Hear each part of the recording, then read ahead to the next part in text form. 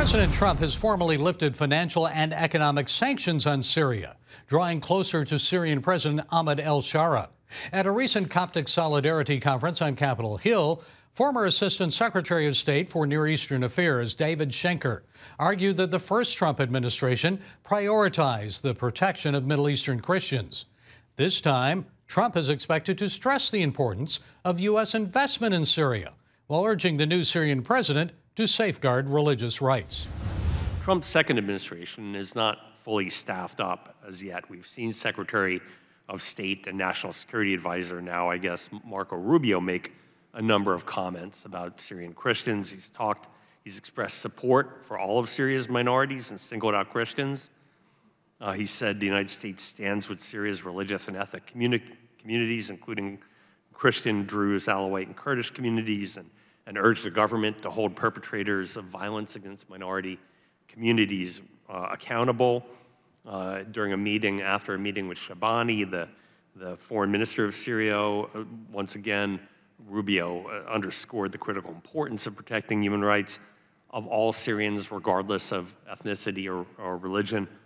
But as with the first Trump administration, in the second, I think the real advocate for Christian protections of Christians in the region is going to be also the vice president, J.D. Vance. He's spoken a number of times to date since taking office and even before about the situation of Christians in the region. In February of 25, he said, part of protecting religious freedom initiatives means recognizing in our foreign policy the difference between regimes that respect religious freedom and those that do not. The United States must be able to make that distinction, and we must be able to look at the catastrophes like the plight of Iraq's Christians over the past 3 decades and possess the moral clarity to act when something has gone wrong.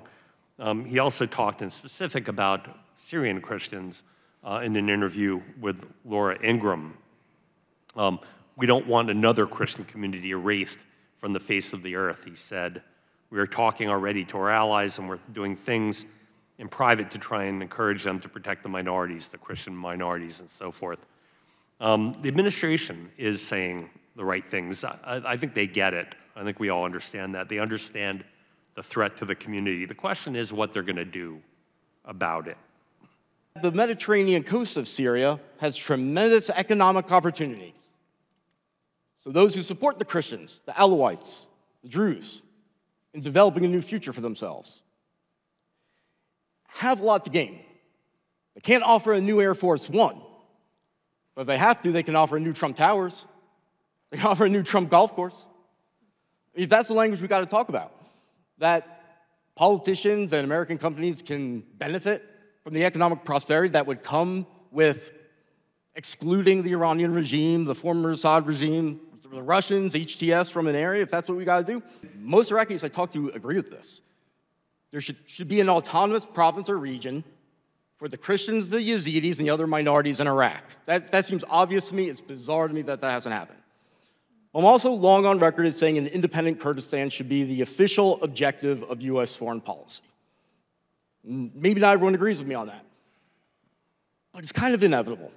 And there are enough pro-American elements there that, just like in any other situation, I would say try to empower those. Try and shape the situation instead of just saying we don't like that outcome that you're not going to be able to stop. What do you see as a solution to this ISIS presence in Syria?